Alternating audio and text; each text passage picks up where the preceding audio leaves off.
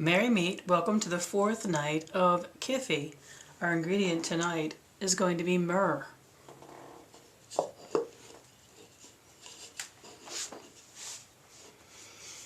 Don't we all just love myrrh? It's kind of like frankincense, one of those things that we just associate with temple blends and just one of those deeply spiritual things. Myrrh is not on an endangered list yet, because it is obtained by slashing the trunk of the bush and then letting the resin drip out. The bush then is preserved instead of being destroyed. So we still have lots of myrrh available to us. One of the things that, if we are in the habit of always buying all of our resins nicely pummeled and prepared for us, we do lose the feeling of being connected to it as what it was, what it is, which is that living spirit that is offering itself to us. And when I got a new bag of myrrh in, because I did need to buy myrrh, I had run out of myrrh, and I still had myrrh I had powdered, but I didn't have any chunks of myrrh. It reminded me when I picked up myrrh, with each chunk being very distinctive and very different and a little bit dirty and a little bit full of sticks, how wonderful it is to work with these resins in their more basic form rather than buying them all powdered nicely and ready for us to use. We're going to use 2 parts of myrrh.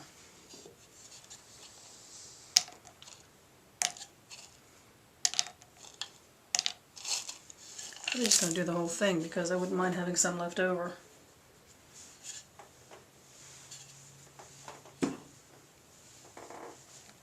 And of course we're going to do our usual thing. I'm doing some basic breaking down before we get started.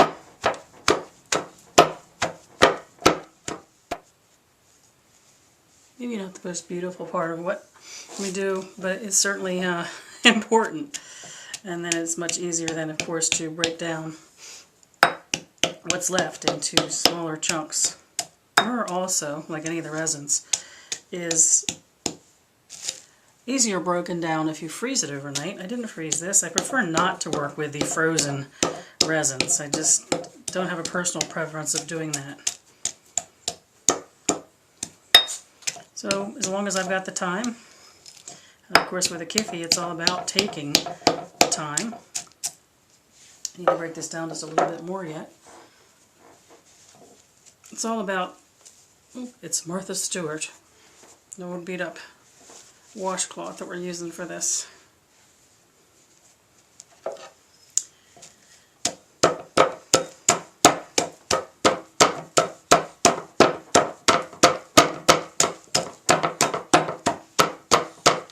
So I would rather not do the freezing method when I am making a studied effort, as we are with the myrrh, to work with it in its more natural state, which is certainly not a frozen one.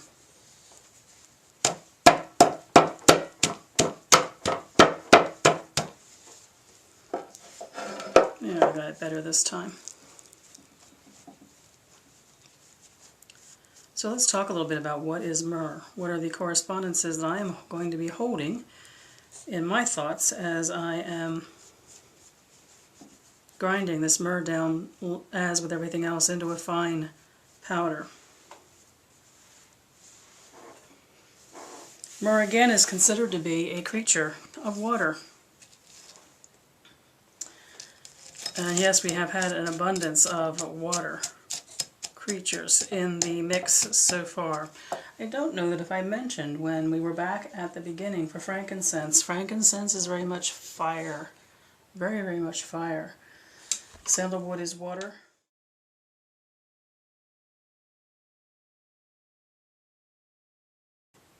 And the storax or the sweet gum is also considered to be water, as is myrrh. So what are some of my relationships to myrrh? My relationships with myrrh really are pretty much the correspondence ones we see that are pretty typical. Probably because those are taken in great part from the way it has been used in its history. So we've inherited something which has an awful lot of meaning behind it. Of course, we deepen our relationship to those meanings and decide what they are for us. But I do find that my relationship to myrrh is very much in keeping with its traditional correspondences. Very much like the ingredients that we've had so far, it is seen as calming. That's something that almost all of the resins do have in common, so we do find that to be a shared correspondence, this being calmed, being brought to a quiet place. They may have different nuances of how it feels there and what the purpose is when we're there, but a lot of the resins are about calming, quieting, relaxing. Myrrh is a powerful, powerful incense to burn when you want to go into a meditative state. It really does lend its energies to that. It has a very, very sleepy presence. So to me, where it's different than the other ones that were also good tools for meditation is there's almost an out-of-body meditation aspect to what myrrh is. The sleepiness actually feels like a separation of the body and the mind. So it has a different little slant on what meditation means. It's just not about the calming and the stilling and the quieting. It's almost a separation of the mind from the body. It's almost a floating kind of a thing. So in that way, it is very powerful in its own right when it comes to its energies which it lends to meditation. An important part of its aspects for calming is a calming of the emotions. I've experienced that in my time using it in meditation, that it is a calming of the emotions in the sense of detachment. If you think of the Eastern philosophy of detaching oneself from one's emotions, I've been able to use it very powerfully in meditation to assist me to come to a place where I make a decision and then to distance myself from that decision. The decision is made. It's time to move on. It's time to move on from even the consequences of the decision in many ways. It's the decision, which is what carries forth and creates the energy flow going forward. A very important aspect of what myrrh is this ability to go to a quiet place and in a way separate oneself from everything but one's thoughts.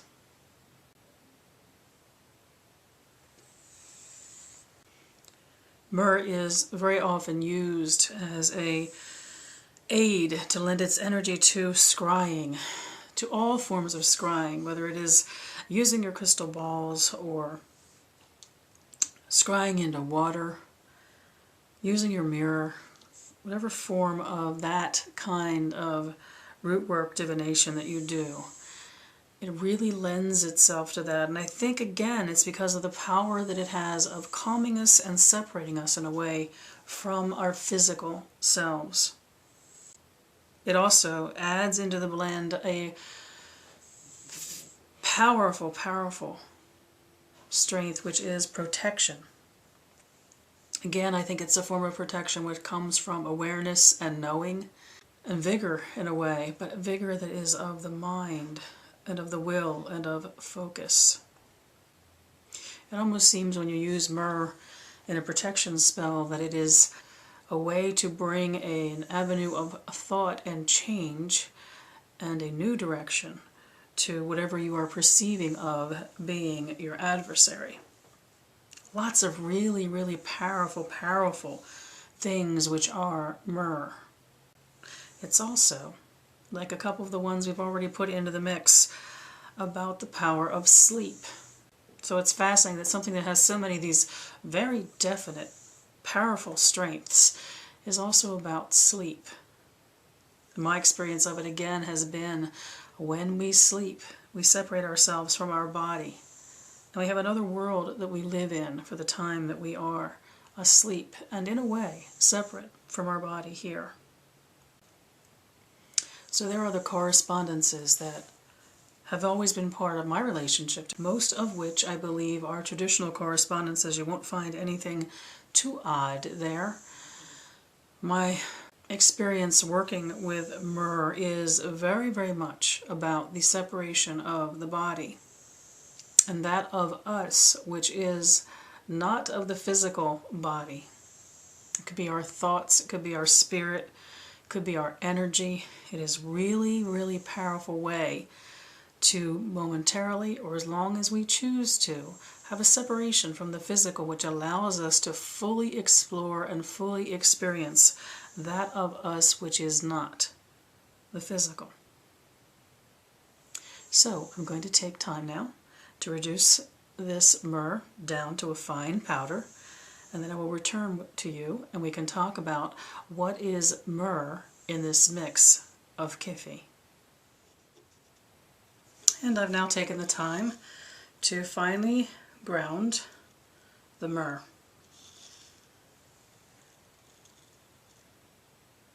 And as with the sandalwood, you can only get it to a certain place, and then there's sticks and pieces of bark, according to the quality of your myrrh, maybe even little stones that have made their way into the mix.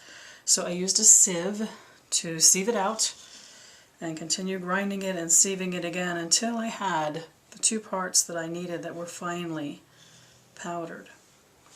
So let's talk now about what is the myrrh in the mix. We started with frankincense, remembering all that came before. We moved on to sandalwood, purifying, cleansing. We moved on to the storax, in this case the American sweet gum, which was our relaxing in the sense of being still and waiting. And now we've come to the myrrh. The myrrh is the first moment that you realize that in addition to being a creature of your body, of this physical world, that you are a spirit creature, a creature of energy. There is that duality within yourself. It's the power that I mentioned to you when I talk about myrrh in meditation for me, is meditating really feeling separate from one's body. Honoring our two existences, our physical and our spiritual existences. Myrrh in the mix is realizing that we are creatures not only of the body, but of the spirit.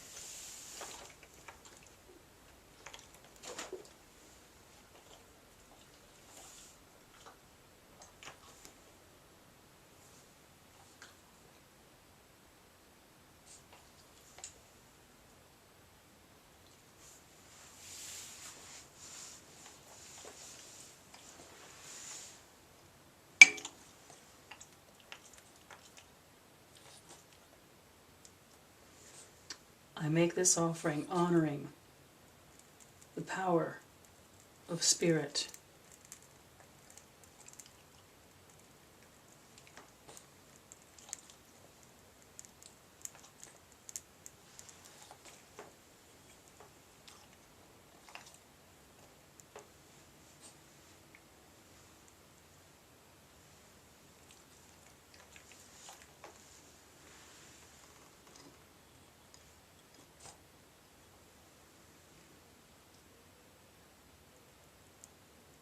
I make this offering honoring the power of the physical.